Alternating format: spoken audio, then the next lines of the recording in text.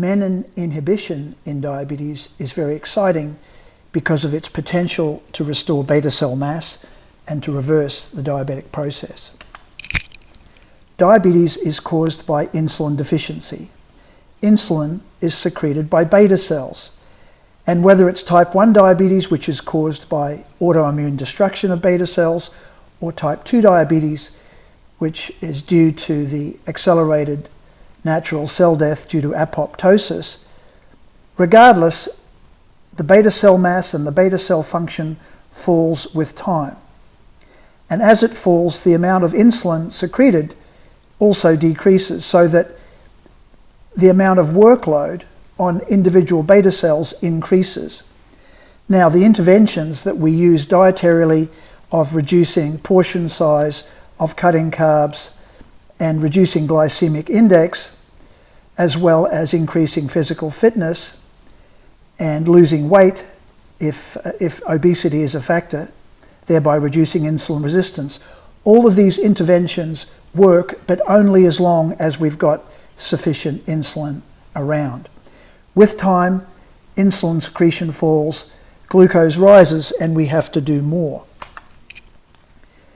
There was a very exciting rodent experiment in 2011 where a bunch of mice were given a poison called streptozotocin, and this poison specifically kills beta cells.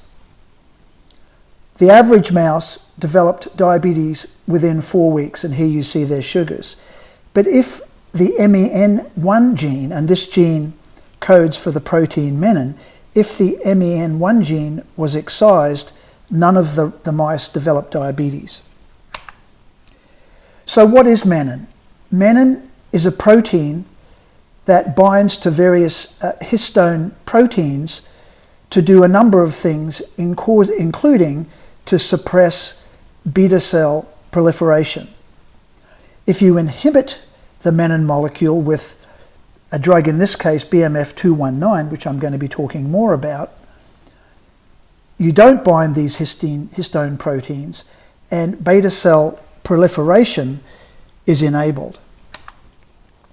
I encourage you to look at this video, short URL here, which describes how the manufacturer of BMF-219, Biomeya Fusion, was able to engineer this very specific covalently bound inhibitor of menin.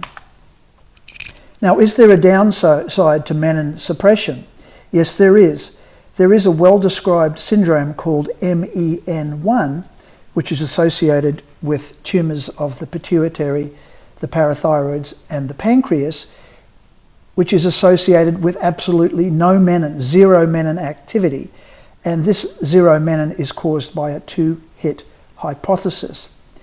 BMF-219 treatment, on the other hand, only relatively reduces the amount of menin, and the inhibition of menin is temporary, lasting around 6 hours after a single oral dose. Well, what does BMF-219 do when it's given to rats? There are two rat models shown here. One of them is the same streptozotocin treated rat.